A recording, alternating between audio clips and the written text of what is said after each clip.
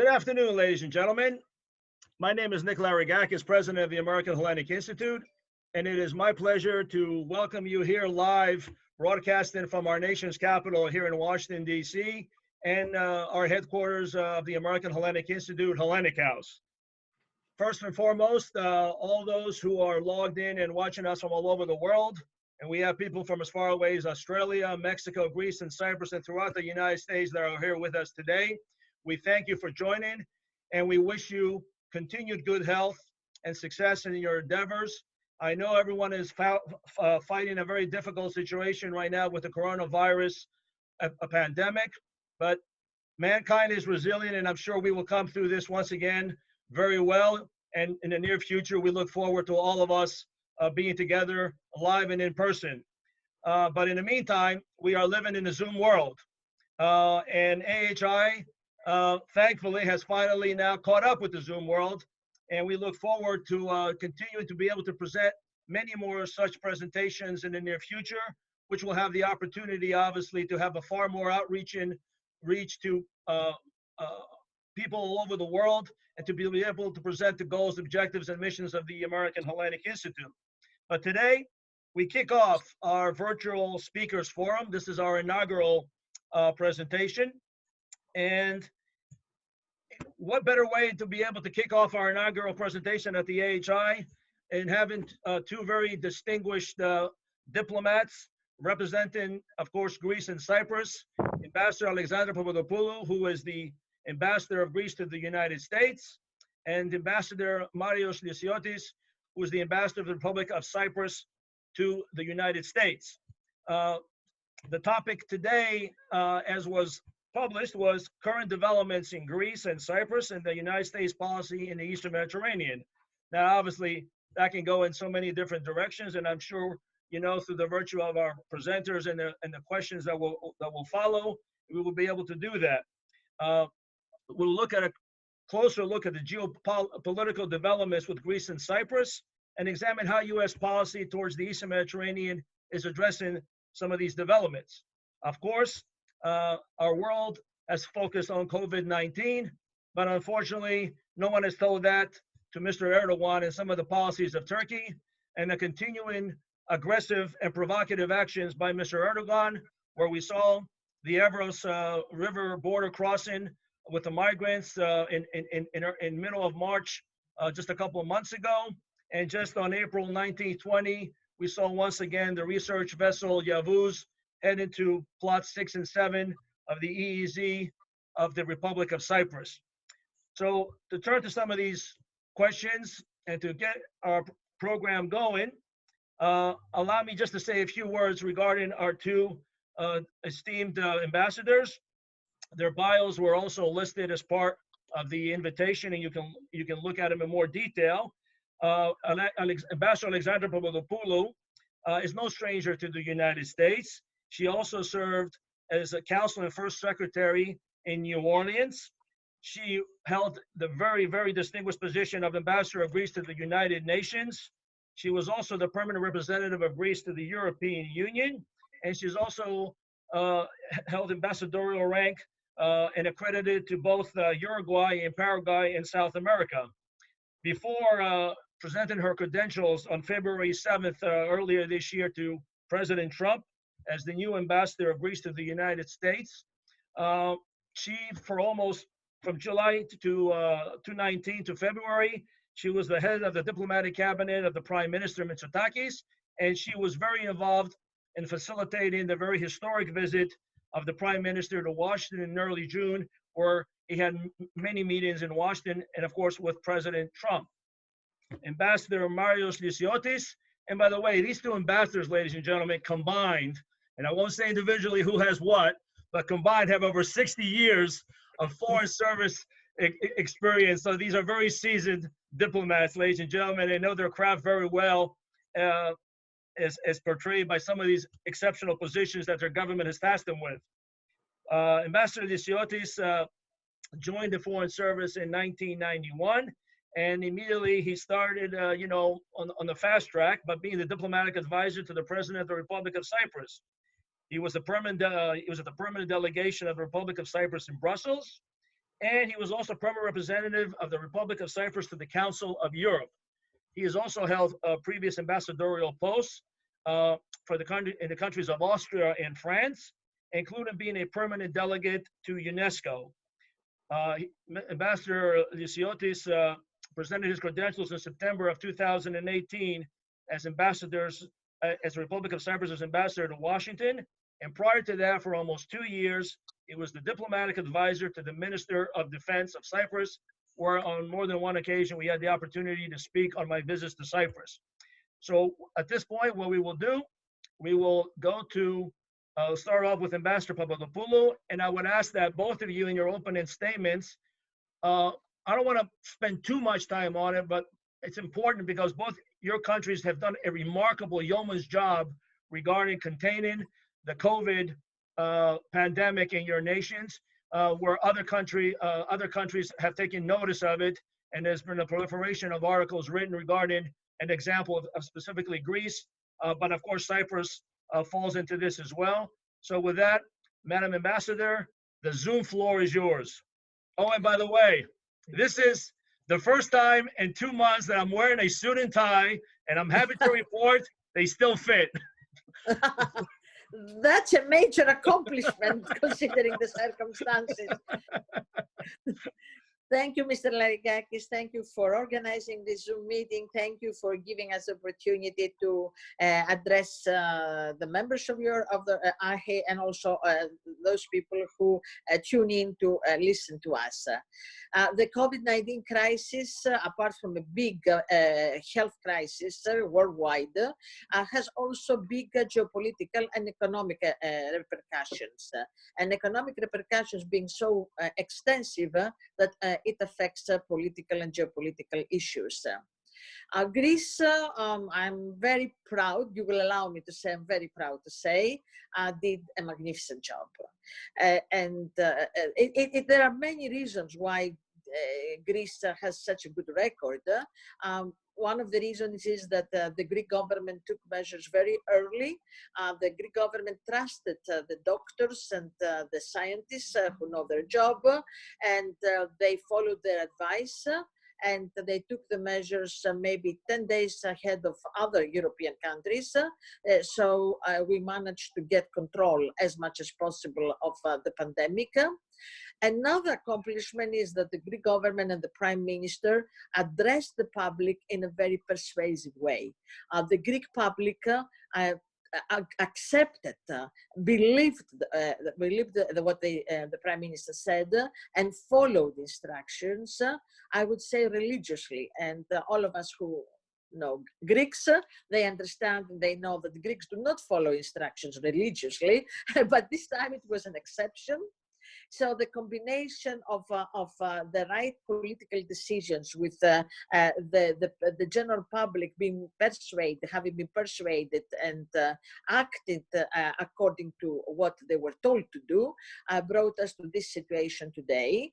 And Greece is at the top of the ladder when it comes to the European Union members and the facing and handling the pandemic. This has a lot of repercussions, positive repercussions. It has positive repercussions when it comes to reopening the country, because Greece has started planning and implementing a very concise plan to reopen the country to business and tourism. And this is very, very important because we all know that Greece's economy depends a lot on tourism. Greece is a safe country right now, and there is a lot of thinking, and the plan is unfolding little by little how to accept tourists in Greece in a safe manner. Of course, there are also discussions with Cyprus and with Israel to create a safe zone, tourist zone, like a common area where tourists can move around. I'm not the person right now, I'm not in a position to give you details about these plans because they're still under discussion, but the Greek government will be very soon in a position to unveil them. And also it's important that Greece has opened to economic life in all sectors gradually, with precautions of course, and so far the results are very, very good. So this is a very positive thing. And also this helped the Greek population to boost our national pride that we can really deal with a difficult situation in an efficient manner. All of us have to remember that Greece was faced with the pandemic after 10 years of a very severe economic crisis. An economic crisis that had affected all sectors of Greek society, including the health sector. And still the health sector fared so well in these extreme circumstances. This is a source of pride and self-confidence for the Greek people. And this gives us also the strength to move forward and face other challenges. And then I go to the challenges that you mentioned, the precarious security situation in Eastern Mediterranean. In the beginning, let me state that nobody, no other country wants more than Greece to have a good neighbor in Turkey. We want a democratic, stable Turkey, a fellow member of NATO with whom we can work together and face together world challenges, universal challenges like the health crisis or other challenges. But the big question that Greece is faced with is not what we want, is what Turkey wants and what Turkey is doing. And we cannot affect that as experience shows. At the beginning, at the end of February, beginning of March, which coincided with the beginning of the pandemic also, the outbreak, Greece was faced with an unprecedented, I will use the word attack, facilitated by Turkey, when Turkey used really weaponized human pain and suffering in order to violate by force the Greek borders.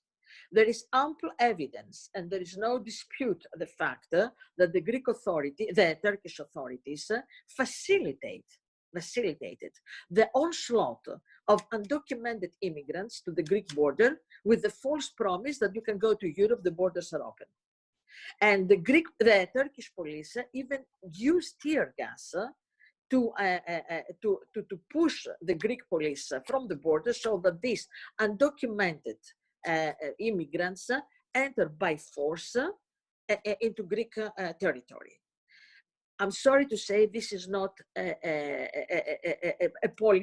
this is not what you expect from a fellow NATO ally.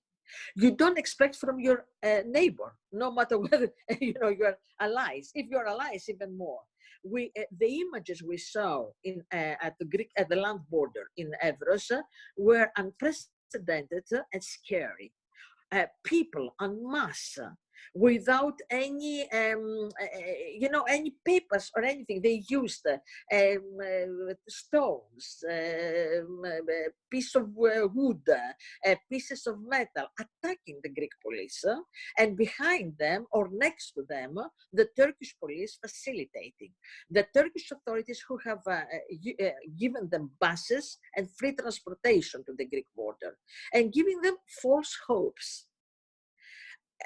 I have to say that we all feel for human pain, and we all feel for the plight of unfortunate fellow human beings. But this is not a way to enter another country. Even asylum, asking for asylum is an individual process. It's not a collective right. Each one has the right to ask for asylum, but on an individual basis. And the application is judged and decided upon on an individual basis. This was a massive violation or massive effort at violation of the Greek borders. Of course, the Greek police, border police, did what they had to do, and this was contained, and the situation then little by little calmed down. But of course, the pandemic, the coronavirus pandemic, helped in calming it down, because the same people who were really lured by false promises to come to the Greek border left, and they went back to their houses. Because one of the things that I have to underline is that the huge majority of these people were immigrants, illegal immigrants, not refugees. And a lot of them spoke Turkish, because as we saw on Turkish TV, they were speaking good Turkish, which means that they were immigrants having lived in Turkey for quite some time. So this was not a refugee crisis. This was a hybrid attack against Greece. This was one big story at the end of February, beginning of March. But since then, we have seen recently an escalation of violation of Greek airspace by Turkish military airplanes. And this is escalation is not only in quantity, it's also translates in quality, because we have overflights, violation of Greek airspace, even over inhabited Greek islands. Let alone the rhetoric by the Turkish government at the height of the Turkish political system, including President Erdogan, against Greece, against Greek sovereign rights. And what is really worrying is this kind of animosity that there is in this rhetoric. Difference you might have with your neighbors, but you don't handle your differences in open, with open animosity, with open attacks, open threats. I think leaders should be a little more serious and a little more restrained when they speak about international relations and about their neighbors. You cannot incite this kind of hatred and passion against your neighbor because you think that your rights are violated.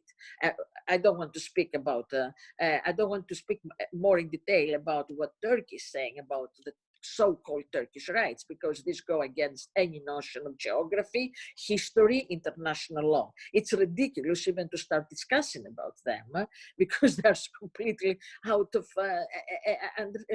comprehension. The fact that Turkey and Libya have common borders, I mean, you have to look at the map. You don't have to go into further discussion. But I don't want here and come to speak to this forum and saying, oh, what they're right or they're wrong.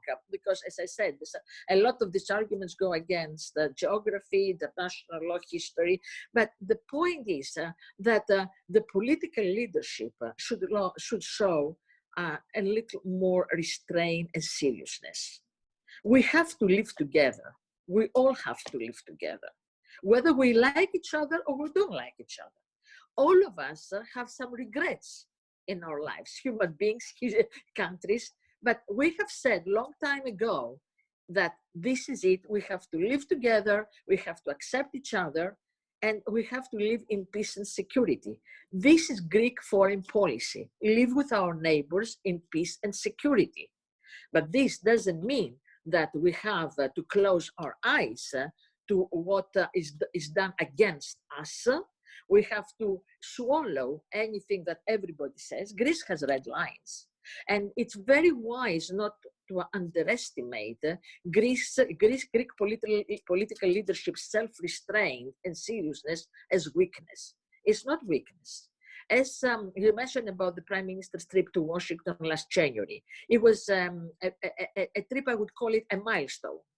It was a good opportunity, which was used very well by the Greek Prime Minister to present to the American leadership in the White House and in Congress, Greece's position in a very calm way, very concise way, and also underline where the red lines, because Greece does have red lines. The fact that we don't shout, the fact that we act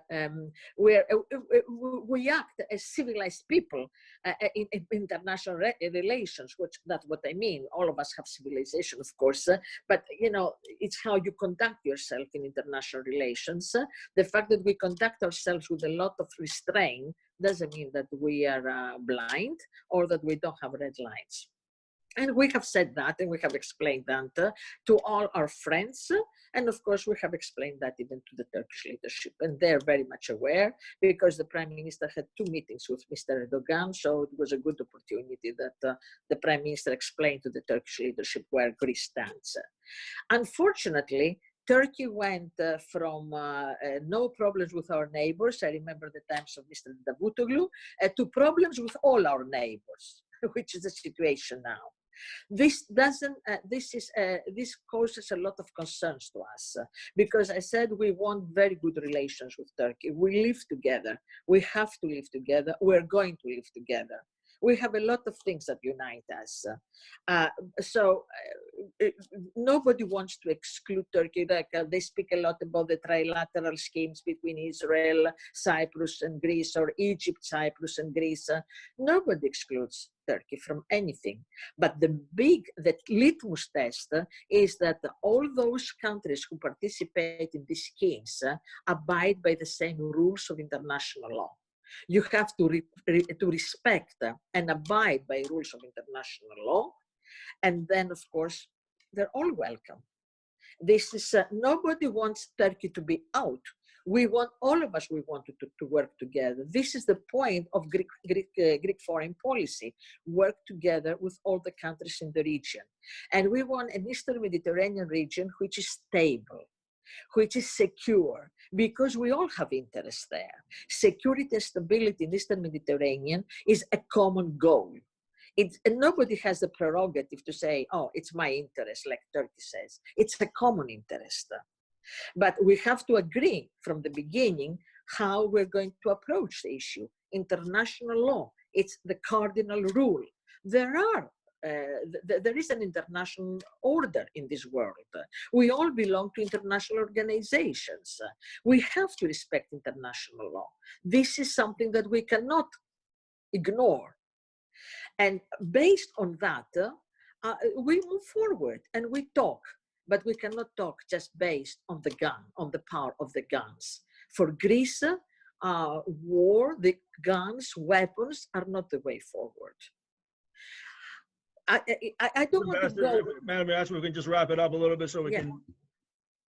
Yes, I just don't want to go piece by piece on what is happening, but this is the basic thing. For Greece, rule of law, international law, respect, and cooperation. These are the name. This is the name of the game. Very good. At least Turkey. You have diplomatic relations with Turkey. Unfortunately, our next guest. Not only don't they have diplomatic relations, but their country is occupied now since 1974.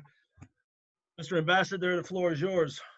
Thank you, Mr. Laringakis, and thank you for giving us this opportunity to address such a distinguished audience from all over the world. That's what globalization is, isn't it? So allow me, first of all, following your suggestion, to say a few words about the COVID crisis in Cyprus and how things stand today. We are in, I think, very good position at this moment, following the sacrifices of the people and the very decisive action taken from the government from the beginning of this crisis, and it was really painful in order to contain the spread of coronavirus in Cyprus.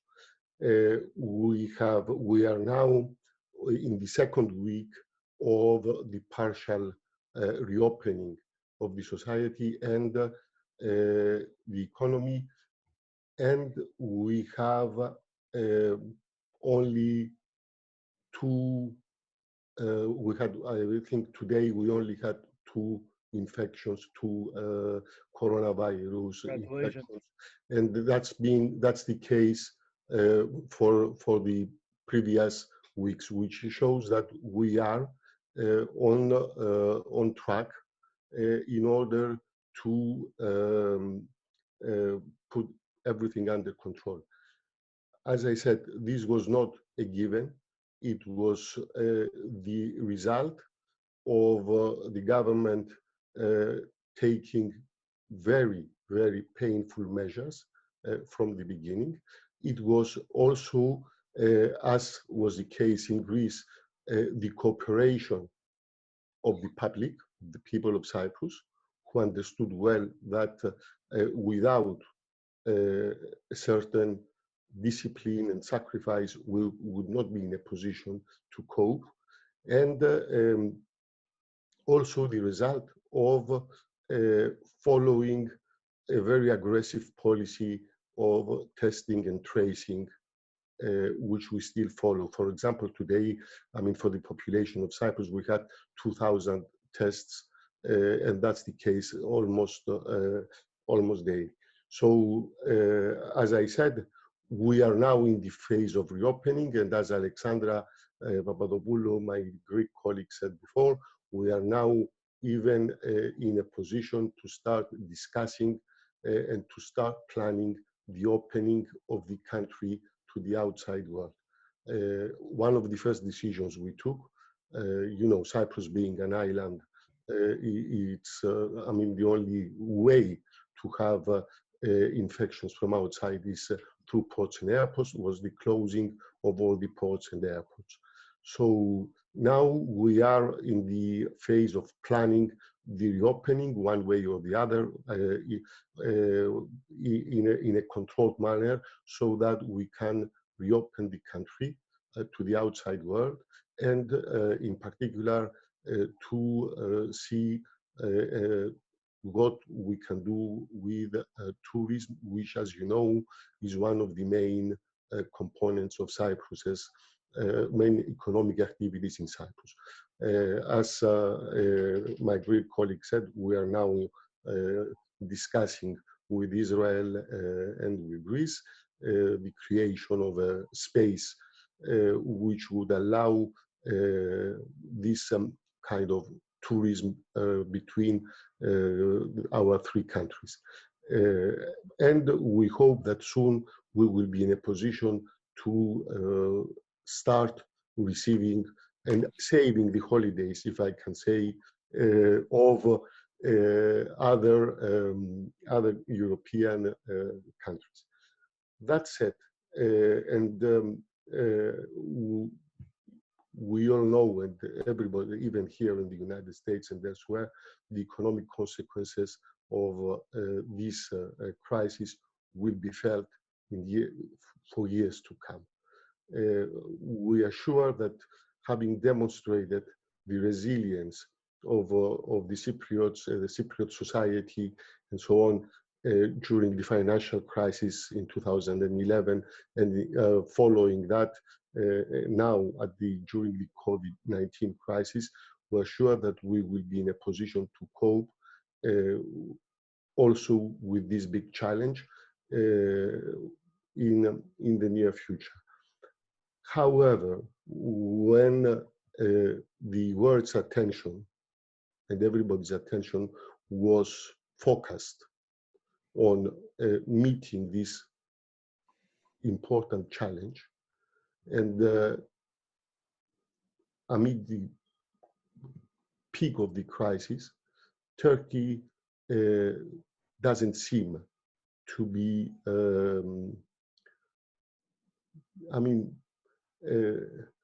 to be affected or to put at least a pause to its aggressive policy in Cyprus.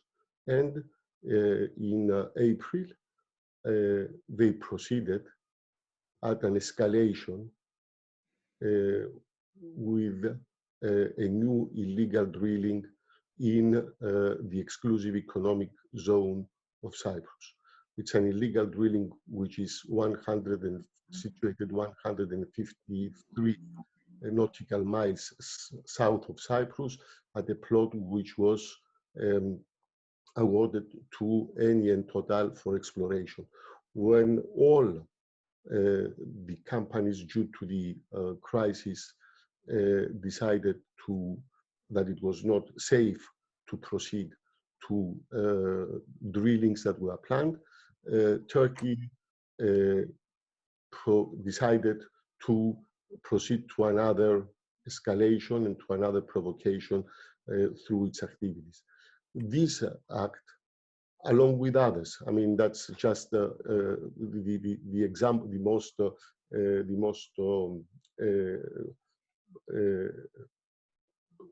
the example which is the most important now. So what Turkey is doing in the Eastern Mediterranean what Turkey is doing in Cyprus puts into question a lot of things in the Eastern Mediterranean. Turkey is in the Eastern Mediterranean, as Wes Mitchell, the Assistant Secretary of State, if you remember, said in the Eastern Mediterranean is a minority of one. And what they are doing in Cyprus, it's not only aimed at Cyprus, it's also aimed at the regional cooperation we have developed in the region. The regional cooperation, which aims at promoting stability and security in the Eastern Mediterranean and creating the preconditions for the best possible exploitation of the resources of the energy resources of the region for the benefit of the energy security of Europe and the development of the region. So this is the major challenge we will have to face this is the major challenge we are now facing, the continuation of this aggressive policy, the continuation of illegal acts in the exclusive economic zone of Cyprus, which are coupled and sometimes now there's a kind of pause, but also beforehand on the ground. And don't forget the Turkish threats of reopening Famagusta, the moves of Turkey in the buffer zone and so on. So this sets a pattern of escalation towards Cyprus, which of course has regional consequences and which affects, I believe, also the interests of Cyprus, of the region, of the European Union, and of the United States. As, if you allow me, I will finish. As Alexandra, my Greek colleague, said a few minutes ago, the aim of this cooperation is positive.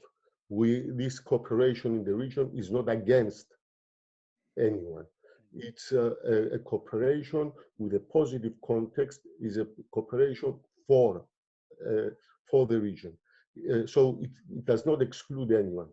But as every cooperation, it has to be based on certain rules. Prominent among these is the respect of the rule of law, the respect of international law, and in particular, in this case, of the United Nations Convention on the Law of the Sea, and the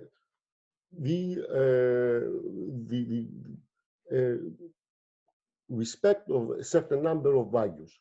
So this is the countries which wish to join can join on this basis. So it's not an exclusive, it's positive cooperation, and we are committed to furthering it further for the benefit of the region. We also believe that promoting this cooperation is in the interest also of the United States of America, which surely aims at promoting a sustainable cooperation for the benefit of the region. So these are my short introductory remarks. Thank you. Well, thank you to both of you for not just really broad remarks, but more succinct and to the point remarks as to the current situation in the Eastern Mediterranean. We'll go now to a discussion of Q&A. Some of the questions that are coming up via my screen here of people who are sending in have to do with the tourism and what parameters will be put in place specifically for Greece, for those who want to go, to visit Greece in the summertime. I do not really want to get into that today because, first of all, I think they're still being formulated at multiple fronts, including the European Union, and also with each individual countries as well, including Greece. And also because we're going to have a presentation on exactly that topic in a couple of weeks, when hopefully more of this will come into focus and the information will be more pertinent to those who want to visit Greece and Cyprus this year, hopefully, and we can, if we're allowed to do so. I personally want to go have my baptism, my grandson's baptism this year, and I'm still going to try to make that happen. But let's go a little bit now to the more geopolitical issues. Recently, there was a joint declaration that was adopted by Cyprus, Egypt, France, Greece, and of course the United Arab Emirates. Mr. Erdogan called this, and I quote, "alliance of evil," end quote. Can both of you provide some context as to this agreement and what really does it mean in terms of practical matter? Because again, I'm the kind of person who's going to be very blunt. I've been here 33 years, and on Capitol Hill, we've introduced resolution after resolution, but they don't have any binding teeth behind them. Is there anything binding within the context of this agreement that will help safeguard the region, and specifically a small country like Greece, like Cyprus, which cannot ultimately completely defend itself because it does not have the military assets, say a country like Greece does? So I don't know who wants to take that first, as to give us a little bit more context as to this this agreement. Marius can. Okay. Let me unmute. Yeah. Sorry. Please, I wanted you to take it over. I heard I was trying to unmute. No, I mean, you know, this meeting we had recently is a meeting which is, I mean, is animated by the same spirit as all the other cooperations we are having with our neighboring countries on these issues. It's part, in a way, of an enlarged trilateral plus. It's a very significant development because it's a cooperation which involves important countries in the region and beyond, speaking about the Middle East. And okay, if the respect of international law, if the respect of international treaties, if all these things are evil, that's, I mean, what can one say? The messages given through this declaration were clear, and one can go and see them and see that, I mean, the evil, if there is evil, lies elsewhere. I mean, it's not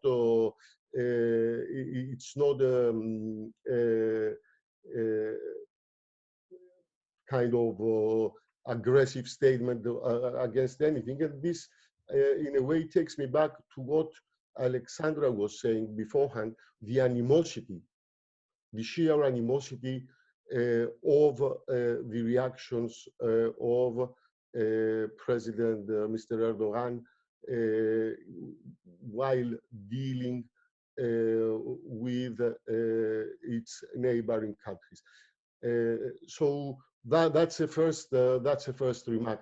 But I think that one can see this meeting within the framework of a vision. Greece and Cyprus, France, are members of the European Union. Greece and Cyprus are situated in the Eastern Mediterranean.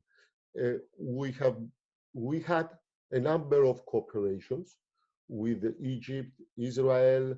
I remind you that the United States also participated in one such evil-minded meeting. So with Jordan, with other countries in the region, and it's a cooperation which, as I said before, is positive. It tries to give a positive message. It's not exclusive. It does not exclude anyone ab initio, and it has a very long-term vision of promoting stability, predictability, and security in the region. So, as every such initiative, of course, strengthens smaller countries, as you said, like Cyprus, which do not have I mean, capacity. resources and whatever you call it, and which depend actually on the solidarity, respect of law, solidarity of the European Union, solidarity of the neighbors, solidarity of like-minded countries.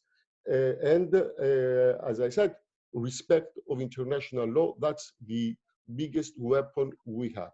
So in this respect, it's a very, very important development, and we will have, I am sure we will have further such developments in the near future. So Alexandra, I give you the. I fully agree with what you said, Mario, fully. I just want to underline one point.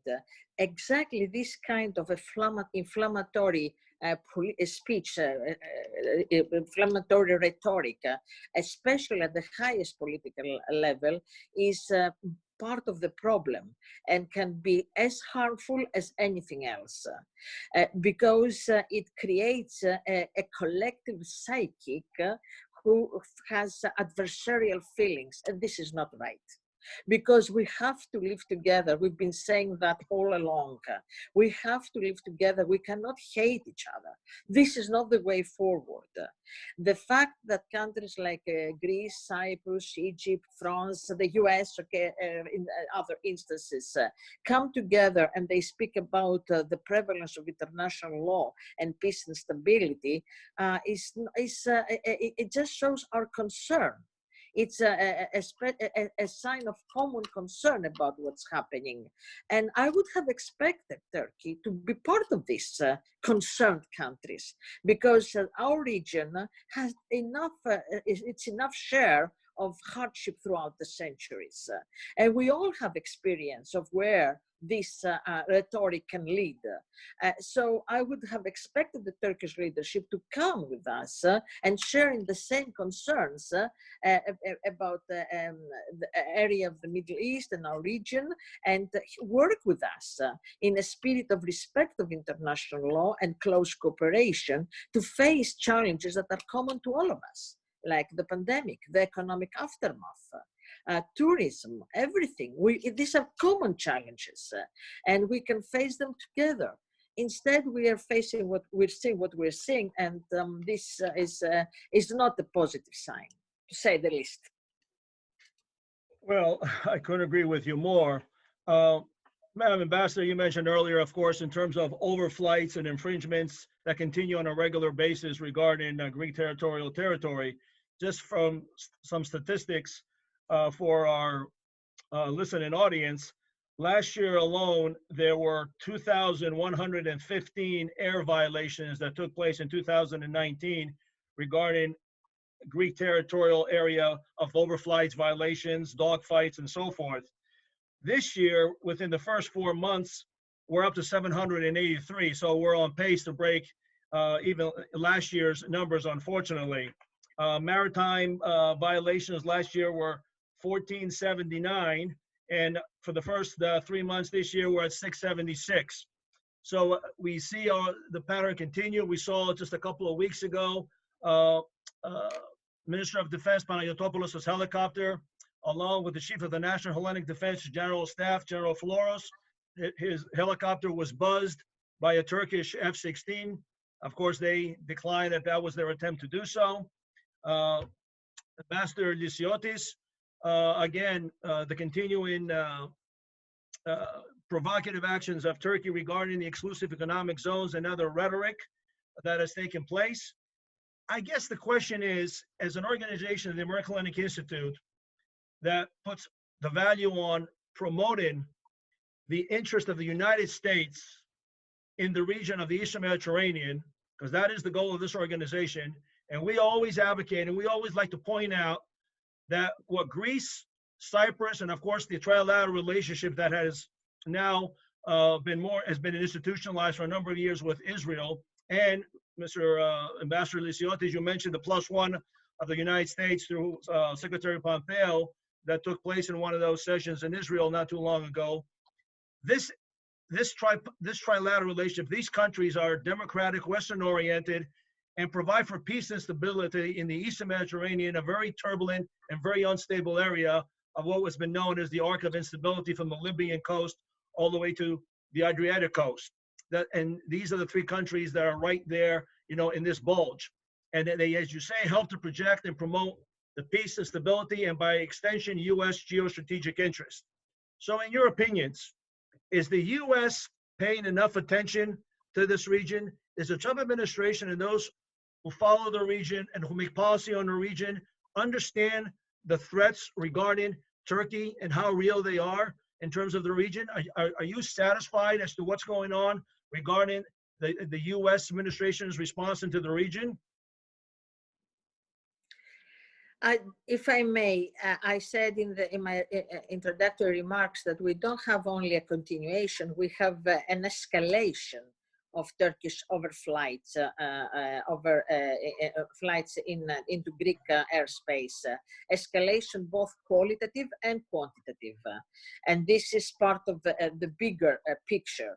The events in the Greek land border, the air overflights, what is happening with the exclusive economic zone of Cyprus, of course, the agreement between Libya and Turkey about the exclusive economic zones, which ignores completely the presence of Greece and Egypt, I would say. So it's like if they have common borders and we don't exist. These are part of an escalation, qualitative and quantitative, on the part of Turkey. And this, of course, is a source of a lot of concern because Turkey plays, unfortunately, a destabilizing role also in Libya and in Syria, in both countries. In Libya, being we all, when it comes to Libya, we all believe that there has to be a political solution, and no party in the Libyan civil war should be helped from abroad militarily, in order so that they are persuaded to come to the table and find a political solution. And Turkey, of course, very much interferes in the Libyan civil war militarily on the part of one party. And in Syria, of course, Turkish role is well documented and even not denied.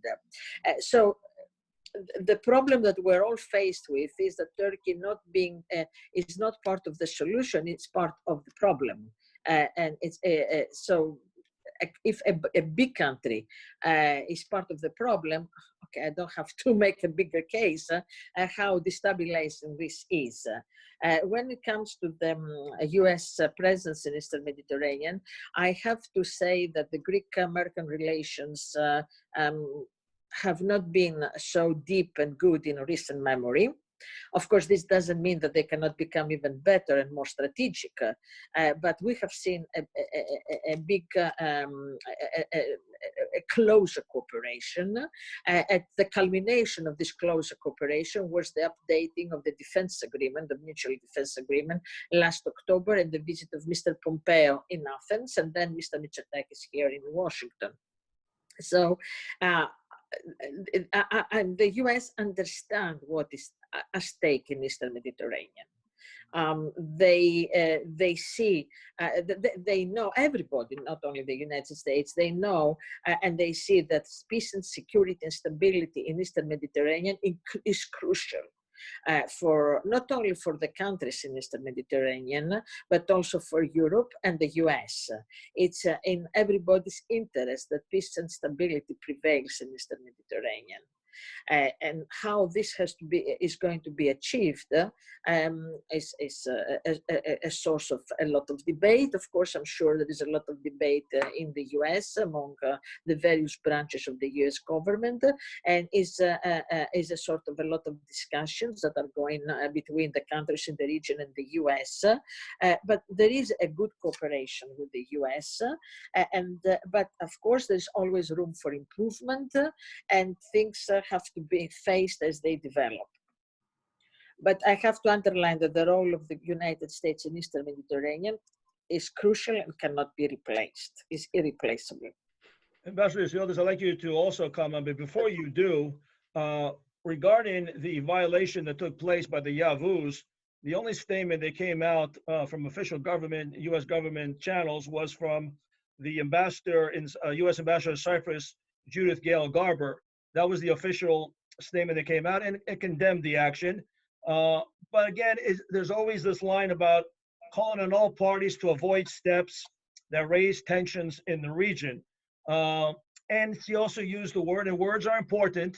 And like I said, I'm not a diplomat, so excuse me if I'm a little more blunt. But she also used the word Cyprus claims as its exclusive economic zone. I guess, are you satisfied with this response by Ambassador Gerber as part of the official U.S. response as to the Yavuz violating your exclusive economic zone? Well, first of all, let me go back to your initial, before going to the specifics, to your initial question about the U.S. interests in the Eastern Mediterranean and about the U.S. presence in the Eastern Mediterranean. And as you said, you are an organization which promotes the interests of the United States. So we believe that the United States has an interest in the Eastern Mediterranean. It's one of the it's an important region for the security both of Europe and the United States. And the involvement of the United States there is important in order to preserve or to promote peace, stability, and security. This is what we are trying to do as well as actors in the Eastern Mediterranean. And we spoke before about the various initiatives we are taking in this respect, and we believe that further involvement of the United States in promoting and in assisting these initiatives is very important. Don't forget as well the Eastern Mediterranean Energy and Security Partnership Act that was passed by Congress and which has extensive references as to the interest of the United States in promoting these cooperations and these partnerships, and demanding even for the presentation of an Eastern Mediterranean strategy on behalf of the government, of the administration. So these are important elements of this debate.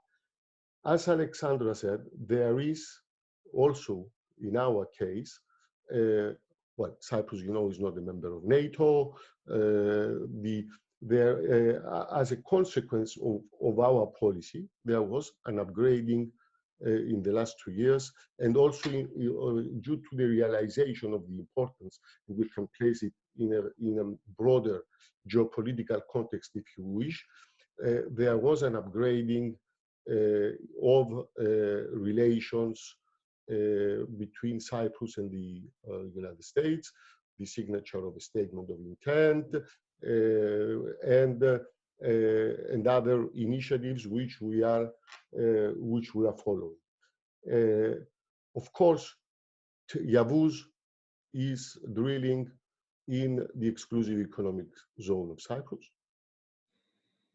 It's a fact. It's the exclusive economic zone of Cyprus. It's a zone delimited by international agreement with Egypt, in this case, because where the thing is situated.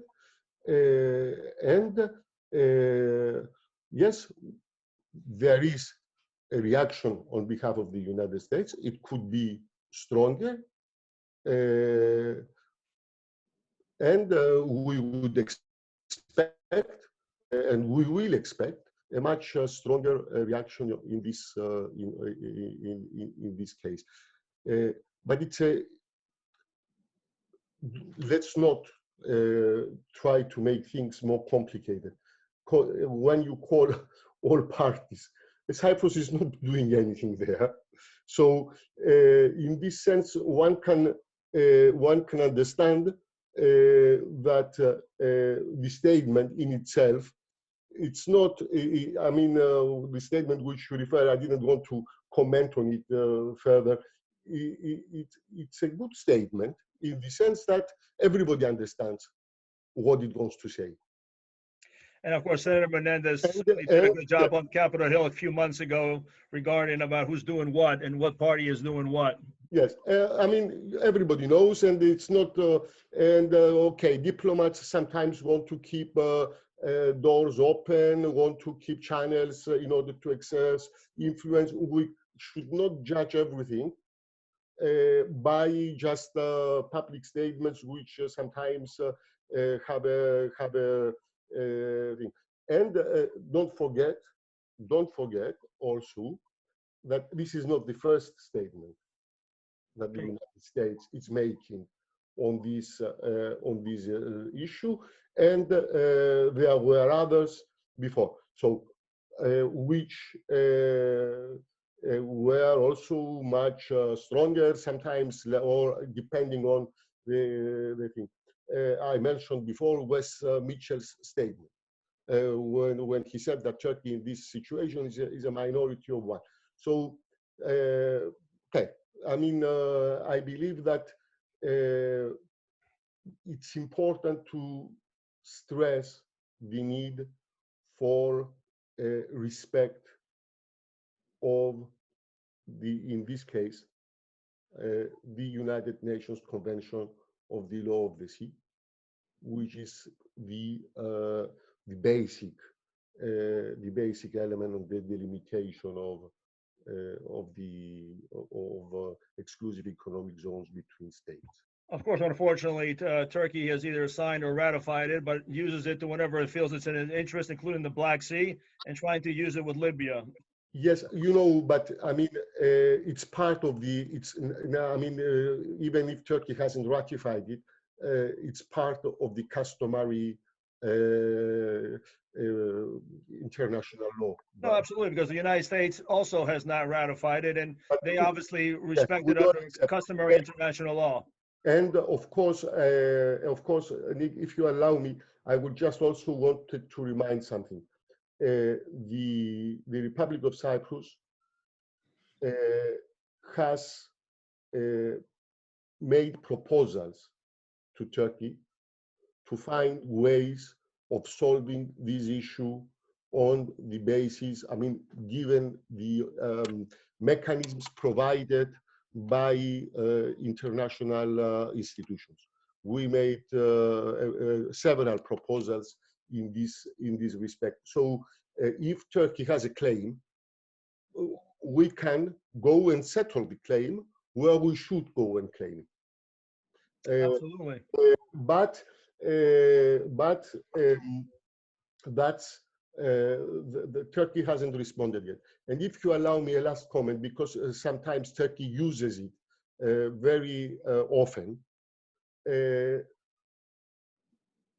that they are acting on behalf of the Turkish Cypriots and their interests and so on.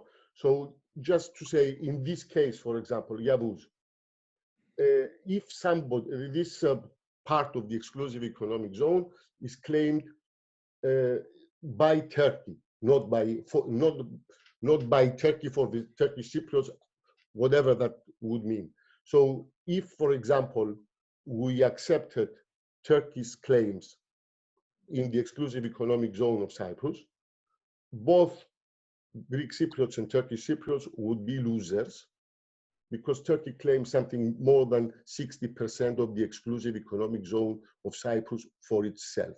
Right. So they are drilling in a place which they claim for themselves. They would also give, because they are very generous, part of the exclusive economic zone to Egypt and another part to Israel, according to their calculations. So this has nothing to do with the Turkish Cypriot community. This has something to do with Turkey's overall effort in the Eastern Mediterranean region.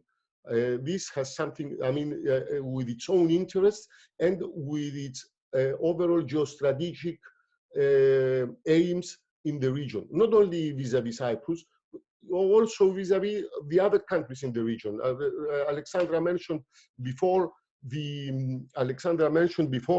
the Libya-Turkey memorandum. That also aims I mean, it's to upset the whole geostrategic, order in the region. Look, So, without a doubt, going back to the United States for a second, and we are actually at 3 o'clock, but because no one tells me I can stop, as long as a lot of people are still on, we're going to go for a few more minutes, because I have two more quick questions for Ambassador Papadopoulou. They're a little different from this.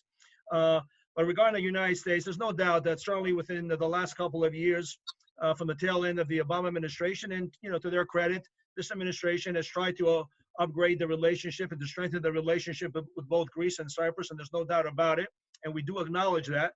But at the same time, we do also acknowledge the fact that Cyprus is still occupied, that that Turkey continues to violate Cyprus and to provide as much damage and rhetoric as possible. And in the case of Greece, we talked about the things they do on a continuing basis. Those facts still exist, and at the Institute, we're going to continue obviously to bring them up, acknowledging that the relationship has strengthened, it continues to strengthen, and we look for ways, all of us, to strengthen it. But those outstanding issues, unfortunately, continue to be there. Madam Ambassador, two quick questions, one of which was sent in by a former U.S. ambassador, and another one by one of our members. Greece recently, very good development, was taken off was delisted from this intellectual property watch list, which has now the potential, hopefully, for the possibility to assist Greece in further having U.S. investment. If that's the case, I'd like you to speak to that. And the last question, this will be the last question. There was a question on North Macedonia. And if you could quickly tell us where things stand today regarding the relationship with Greece and that country and their European integration. First of all, let me clarify that the Greek-US relationship is something much bigger than the relationship with Turkey. Even if tomorrow we have good relations with Turkey that we all hope for, this doesn't diminish our close strategic relationship with the US. We are not friends and close to the US and allies with the US only because of Turkey. It's because we value this friendship, we value this alliance. And the one point that I want to underline, the big qualitative change in the US-Greek relationship in the last years is the fact that now it enjoys the support of all the Greek political system and the Greek population. A small communist party is not part of this, but this is not important, which was not the case like 20 years ago and 25 years ago. And this big qualitative change happened because of the US support to Greece during the economic crisis. And this was very much appreciated by the Greek people.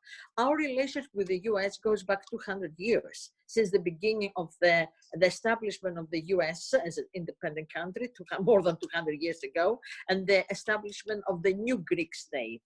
And when we have the celebrations next year for the 200th anniversary of the Greek independence, we want to focus on two issues. Number one, of course, the Greek-American community and the role they play as a bridge between the two countries.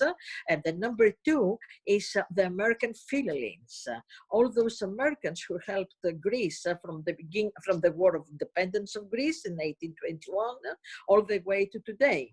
So this is a big, deep relationship. Greece and the US were always in the same boat. We fought together in 2 world wars. We fought together in the Korean War. So this is a relationship that goes beyond and above the Turkish factor. When it comes, it's very important. At least for Greece, it's extremely important relationship. It's the cornerstone of our foreign policy. The European Union and the US are the two the two pillars of our foreign policy. This is the number one. Number two, of course, this development about the decision by the trade. The Trade Representative's Office to remove Greece from the list. It's a very positive one. It has to do with the efforts of Greece to work with Microsoft. We had some issues about trade problems. So this is a very positive development, which was based on facts, on Greece's efforts to solve the problems that existed. Greece did its homework and the US responded. And this is the basis of a very good relationship, and we hope that this will allow the trade cooperation investment in Greece to go further. When it comes to the Balkans, to the Western Balkans, I was Greek ambassador in Skopje for 5.5 years. During the very difficult Gruevski times. So the role of Greece in the Balkans is the other pillar where we work very closely together with the US, and because we see eye to eye. Greece was the one who instigated the European perspective of Western Balkans back in 2003. The declaration of Thessaloniki for the European perspective of the Western Balkans was a product of the Greek presidency of 2003. And since then, it is still the major turning point for the Western Balkans when it comes to their Euro-Atlantic future. Greece, being the first and for a long time the only NATO and EU member country in the region, served. And we did it on purpose. It was a very conscious decision, and we did it with a lot of diligence as the means and the country that promoted and pushed for the Euro-Atlantic future of the Western Balkans, and we keep on doing that. Even in the difficult years in the relationship with Skopje, when Gruevski was prime minister and he was doing all what he was doing against Greece, still, Greece never said that North Macedonia doesn't have a future in the European Union. On the contrary, we said that North Macedonia has a European future, but in order for this future to materialize, they have to respect the values of the European Union and NATO. Right now, the cooperation is very close in the Western Balkans. Still, Greece is playing, again, its pivotal role. And as a matter of fact, Mr. Dembi, as the foreign minister, had just 2 days ago, a long conversation with North Macedonia's foreign minister in order to have a regional forum and a regional conversation with other foreign ministers in order to find common ways to deal with the pandemic, because we have to reopen our borders. So, the borders are closed because of the pandemic, and we have to allow tourism and commerce and trade and everything to restart, because these countries especially have very weak economies and they need a lot of support. They don't have the means that Greece has in order to deal with economic problems, because we're members of the European Union. So we have different weapons in our hands to deal with this crisis. These countries do not, but we want to help. And Greece is determined to play this role in the Western Balkans. And of course, there are a lot of discussions, and we have the close support of the United States in that, about the energy corridors in Western Balkans, and Greece playing the role and of energy providers to these countries with pipelines for gas pipelines and everything. This is a big project, and we do that in very close cooperation with the US. And this is we take it as our responsibility to help our neighborhood to grow and to turn the Western Balkans, instead of an abandoned and forgotten corner of Europe, into the most vibrant and attractive corner of Europe, because we all deserve this a better future. Well, we're going to leave it at that, but before I do want to give you 30 seconds only each, if you can, for a closing comment, and I'll start with Ambassador Lysiotis. You're on mute. Yes, I tend to mute. Thank you very much for giving us again this opportunity to speak about major national issues, which are also of interest to the United States. We have to cooperate and to upgrade our the involvement of all major, of the United States in the region. It's for the benefit also of the United States, but also I think it's to the benefit of peace and stability in the region. And we would like to see the support of the United States to the initiatives that are being taken in order to promote and to further regional cooperation, and also the assistance in order to meet the big challenges we are facing in the region on the basis of shared principles, the international law, and our shared values. Thank you. Thank you, Mr. Ambassador. Madam Ambassador, a final 30 seconds.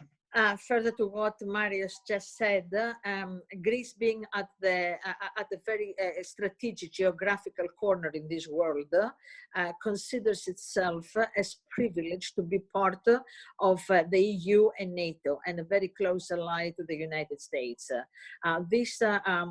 We consider ourselves as pillar to these alliances. EU is something much bigger, of course, and the main point I want to underline is not our common strategic interest, and not our common economic interest, is our common values. This is what it is all about, and Greece is determined to play its role and is determined to do all it can to help the region where we are. Well, I think that is a good way to leave it. Let me just thank both of you for taking almost an hour and 15 minutes of your time to be with us here today. Very valuable representation of the issues affecting your countries and how that interfaces with U.S. policy in the region. We certainly agree, like I said, both countries are playing a tremendous role in the region for peace and stability.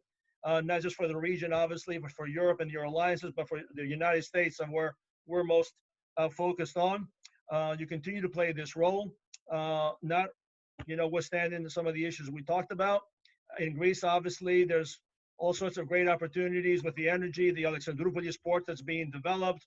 There's the potential now for the American investment of the casinos. There's defense cooperation, there's tourism, and in Cyprus, energy and other ways to be able to increase the business relationship there as well from the United States, which there is a ceiling that can easily be, it's still very, very, it needs to be high. It's very low right now. And there's so many other ways that Greece and Cyprus are playing a tremendous role for all of this and so much more in the region. But Madam Ambassador, its values, its democratic principles, it's Western oriented, and its respect for the rule of law and international law and international bodies. We thank you once again for being with us. We thank our audience for participating from the virtual world of wherever you are. Let me thank my staff who helped make all of this possible, Yola Pakchanian, Elias Yerasulis, and I'd like to have a special shout out to our administrative assistant, Emily Pantis, who put in a tremendous amount of hours and helping me baby talk me through how to conduct one of these Zoom presentations. And for those of you who I was not able to get to your questions, I'm finding that's probably maybe one of the most difficult aspects of these things, trying to navigate what's on the screen and then trying to also read the questions and try to get them in. But anyway, we thank you. We will have another virtual AHI presentation next Wednesday, the 20th of May. And that topic will be the commemoration of the Battle of Crete.